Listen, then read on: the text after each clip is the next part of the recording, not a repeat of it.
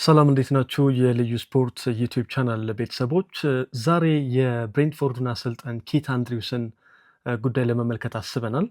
ብሬንትፎርድ ትላንትና አሰልጣኝ ኪት አንድሪውስ ለ6 ዓመታት የሚቆይ አዲስ የውል ማራዘሚያ መፈረማቸውን ይፋ አድርጓል። ስለዚህ አሰልጣኙ እንዴት እዚህ ደረሱ የሚለው ጉዳይ ትንሽ አስገራሚ ጉዳዮች አሉት። በተለይ ኪት አንድሪውስ የቆመ ኳስ አሰልጣኝ ነበር የቡድኑ።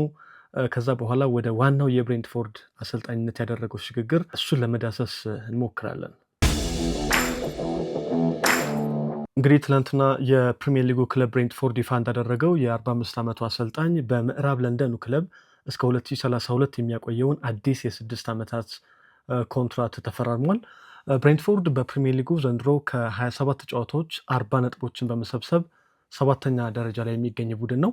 ለቶፕ 4 ወይም ለአውሮፓ ቻምፒየንስ ሊግ ቦታ ለማግኘት ከሚፎካከሩት ትልቆቹ የእንግሊዝ ክለቦች ቼልሲ እና ሊቨርፑል በ5 ነጥቦች ርቀት ላይ ብቻ ይገኛል። አሁን ያሉበት ደረጃ ደግሞ ምናልባት በቀጣይ ዓመት የአውሮፓ ቻምፒየንስ ሊግ ቦታን ባያገኝ እንኳን ዩሮፓ ሊግ አሊያም ደግሞ በኮንፈረንስ ሊግ የሚያሳትፋቸውን ውጤት ማግኘት ይችላሉ። በፕሪሚየር ሊጉ ብሬንትፎርድ ከዚህ ቀደም በአንድ የውድድር ዓመት ብዙ ነጥብ የሰበሰበው በአሰልጣኝ ቶማስ ፍራንክ መሪነት በ2022/23 የውድድር ዘመን ነው። 59 ነጥቦችን ነበር በወቅቱ የሰበሰቡት። ደረጃቸውም 9ኛ ሆኖ ነበር የጨረሱት በዛ ወቅት። ዘንድሮ እንግዲህ እስካሁን ድረስ በ27 ጨዋታ 40 ነጥብ ሰብስበዋል። ቀሪ 11 ጨዋታዎች አሏቸው። ምናልባት ይህንን ሪከርድ 59 ነጥብ የሰበሰቡበትን ሊያሻሽሉት ይችላሉ የሚል ግምት እየተሰጣቸው ይገኛል። ከዛ በተጨማሪ ክለቡ በኤፍኤ ካፕ 5ኛ ዙርም ደርሷል። በቀጣይ ወደ ሩብ ፍጻሜ ለመግባት ከዌስትሃም ጋር ጨዋታውን ያከናውናል። የአሰልጣኝ ኪት አንድሪውስን የተጫዋችነት እንደዚሁም ደግሞ የአሰልጣኝነት ጅማሬን ስንመለከት ኪት አንድሪውስ አየርላንድ ደብሊን ውስጥ ነው የተወለደው። በተጫዋችነት ዘመኑ ደግሞ የአማካይ ክፍል ተጫዋች ነበር። በተለይ የተከላካይ አማካይ ቦታ ላይ አብዛኛውን የጨዋታውን ጊዜ ያሳለፈው እዛ ቦታ ላይ ነው። እንግዲህ በእግር ኳስ ብዙ ጊዜ አማካይ ቦታ ላይ የሚጫወቱ ተጫዋቾች ጎበዝ አሰልጣኝ ይወጣቸዋል ይባላል። ለነገሩ ይባላል ብቻ ሳይሆን ማስረጃዎችን ማቅረብ ይቻላል። ለምሳሌ የማንቸስተር ሲቲው አሰልጣኝ ፔፕ ጓርዲዮላ የአማካይ ክፍል ተጫዋች እንደነበር ይታወቃል። ሉዊስ ኤንሪኬ፣ ዲዲዬ ዴሾ፣ ካርሎ አንቸሎቲ፣ አንቶኒዮ ኮንቴ፣ ዚነዲን ዚዳን፣ ዣቢ አሎንሶ፣ ከቅርቦቹ ደግሞ እንግዲህ እንደ ሚኬል አርቴታ፣ ሴስክ ፋብሪጋዝ አሁን በኮሞ ምርጥ ቡድን እየገነባ እንደሆነ ይታወቃል። እነዚህ ሁሉ የአማካይ ክፍል ተጫዋቾች የነበሩ አሁን ወደ ምርጥ አሰልጣኝ የሆኑ ወይም ደግሞ ወደ ምርጥ አሰልጣኝነት እየተሸጋገሩ ያሉ ኮከቦች ናቸው። እንግዲህ ኬት አንድሪውስም በአማካይ ክፍል ተጫዋችነት ይጫወት የነበረ አሁን ወደ አሰልጣኝነት የመጣ ሌላኛው ተጫዋች ነው። አንድሪውስ እንግዲህ እንግሊዝ ውስጥ ለበርካታ ክለቦች ተጫውቶ አሳልፈዋል። ወልቭስ፣ ሃል ሲቲ፣ ብላክበርን ሮቨርስ እና ዌስት ብሮሚች አልቢየን ከተጫወተባቸው ክለቦች መካከል የሚጠቀሱ ናቸው። በብሔራዊ ቡድን ደረጃ ለአየርላንድ ብሔራዊ ቡድን ከ2008 እስከ 2012 እንደ አውሮፓውያን አቆጣጠር ከ30 በላይ ጨዋታዎችን አድርጎ 3 ጎሎችን አስቆጥሯል። በተለይ በ2012 የአውሮፓ ዋንጫ ውድድር ሀገሩን ወክሎ መጫወት ችሏል።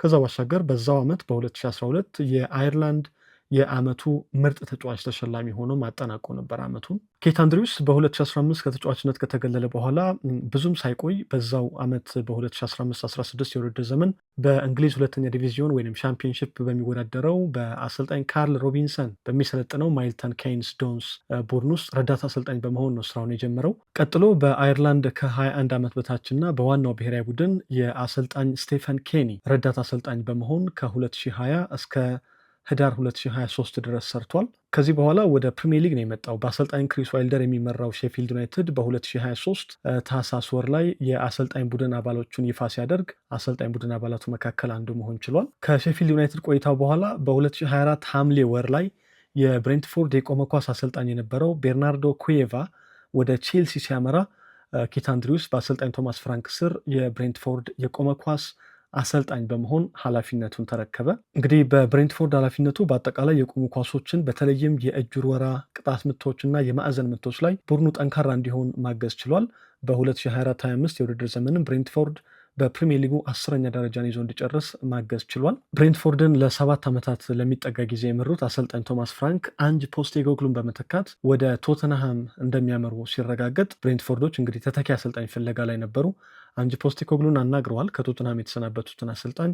ከዛ በተጨማሪ ፍራንቼስኮ ፊራኦሊ በወቅቱ ከአያክስ አምስተርዳም ጋር የተለያየውን አሰልጣኝ አሁን በፖርቶ እያሰለጠነ ይገኛል።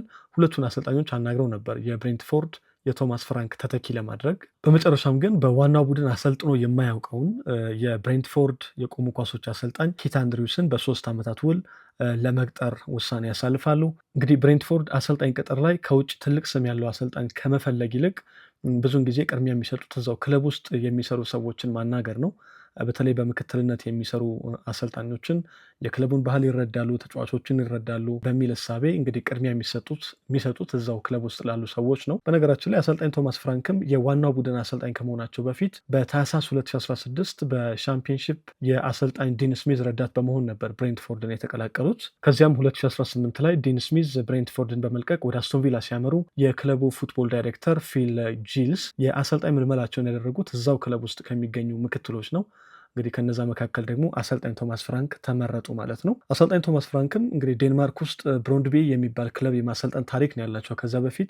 ከዛ ውጭ በትልቅ ደረጃ ያሰለጠኑ ሰው አልነበሩም። የብሬንትፎርድ ዋና አሰልጣኝ ኃላፊነትን በ2018 ሲረከቡ የብሬንትፎርድ ኃላፊዎች ትልቅ ውሳኔ ግን ክለቡን ውጤታማ አድርጎታል። ምክንያቱም ቶማስ ፍራንክ በብሬንትፎርድን በ2021 ወደ እንግሊዝ ፕሪሚየር ሊግ ማሳደግ ችለዋል። ዘንድሮ እሳቸው ቢለቁም ክለቡ አሁንም ድረስ በዋናው ሊግ ጠንካራ መሰረት ይዞ እንዲቀጥል ማድረግ ችሏል። አሰልጣኝ ቶማስ ፍራንክ ብሬንትፎርድን ከለቀቁ በኋላ ወይም ወደ ቶተንሃም ሲያመሩ ምንም አይነት የዋና ቡድን አሰልጣኝነት ልምድ የሌለውን የቆሙ ኳሶች አሰልጣኝ ሆኖ ሲሰራ የነበረውን ኪት አንድሪውስን ሰኔ 2025 ላይ ቶማስ ፍራንክን በመተካት የብሬንትፎርድ ዋና አሰልጣኝ እንዲሆን የ3 ዓመታት ኮንትራት ሰጥተውታል። የ2025-26 የውድድር ዘመን ከመጀመሩ በፊት በብሬንትፎርድ በርካታ ለውጦች ነበሩ። በተለይ የውድድር ዓመቱ ከመጀመሩ በፊት በቡድን ውስጥ ጥሩ ያልሆነ የስሜት ድባብ ነበር። ምክንያቱ አሰልጣኝ ቶማስ ፍራንክ ለቀዋል።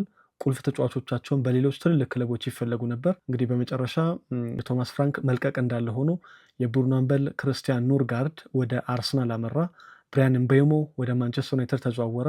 ዮዋን ዊሳ ደግሞ እንግዲህ ክለቡ መልቀቂያ እስኪሰጠው ድረስ አልጫወትም ብሎ አመፅ አስነስቶ እንደነበር ይታወቃል፣ ወደ ኒውካስል ዩናይትድ ከመዘዋወሩ በፊት። ስለዚህ እነዚህ በሙሉ ቁልፍ የነበሩ የቡድኑ ተጫዋቾች እንደዚሁም አሰልጣኝ ቶማስ ፍራንክ ከብሬንትፎርድ የለቀቁበት የውድድር ዘመን ነበር።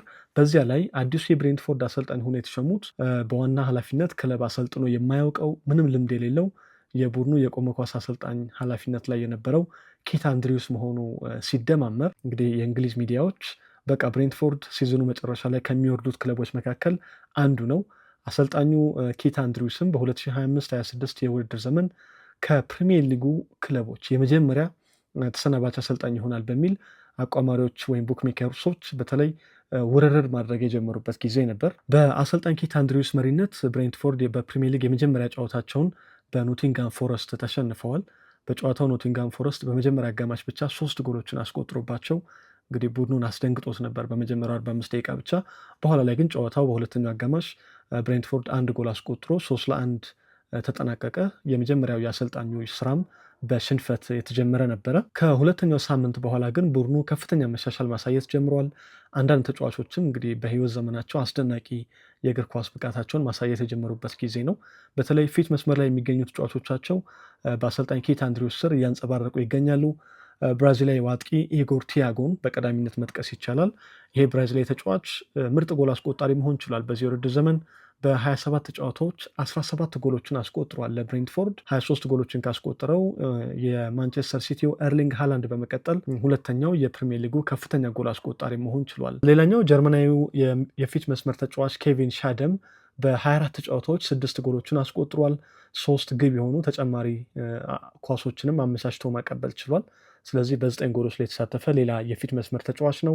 ከቦርንመዝ በ42.5 ሚሊዮን ፓውንድ ያስፈረሙት ዳንጎ ዋታራም እንደዚሁ ጥሩ ብቃት እያሳየን የሚገኘው በ21 ጨዋታዎች 5 ጎሎችን አስቆጥሯል። 1 ግብ የሆነ ኳስም አመቻችቶ ማቀበል የቻለ ተጫዋች ነው። በአጠቃላይ ቡድኑ በማጥቃት እንደዚሁም ደግሞ በመከላከል ሚዛኑን የጠበቀ በቆሙ ኳሶች ደግሞ በተለይ ቅጣት ምትና ማዕዘን ምት ላይ በጣም አደገኛ ቡድን ነው። ከምንም በላይ ግን በተለይ የቀኝ መስመር ተመላላሹ ማይክል ካዮዴ የእጅ ወራዎች የብሬንትፎርድን ቡድን በጣም አደገኛ እንደዚሁም ደግሞ በቀላሉ ጎል ለማስቆጠር የእጅ ወራዎችን የሚጠቀም ቡድን አድርጎታል። በፕሪሚየር ሊጉ ዘንድሮ እስካሁን ድረስ 8 አሰልጣኞች ተሰናብተዋል። ኪት አንድሪውስ እስከ ገና አይቆዩም፣ ሲዝኑ ከመጀመሩ በፊት በጣም በጊዜ ይሰናበታሉ በሚል ውርርድ ሲደረግባቸው የነበሩት አሰልጣኝ ግን ትናንትና ዘንድሮ ለሰሩት ድንቅ አጀማመር በሚል በብሬንትፎርድ አዲስ ውል ተሰጥቷቸው እስከ 2032 ኮንትራት ፈርመዋል ማለት ነው። ኬት አንድሪውስ ከቆመ ኳስ አሰልጣኝነት በ9 ወራት ውስጥ 1 ዓመት ሳይሞላቸው በብሬንትፎርድ እንግዲህ በጣም ድንቅ ስራን እየሰሩ ይገኛሉ። በአንድ ጊዜም ወደ አይነኬ ጎበዝ አሰልጣኝነት ተሸጋግሯል። አሁን ደግሞ እንግዲህ ለሰራው ስራ ሽልማት በሚመስል መንገድ ብሬንትፎርዶች የ6 ዓመታት ውል አስፈርሙታል ማለት ነው።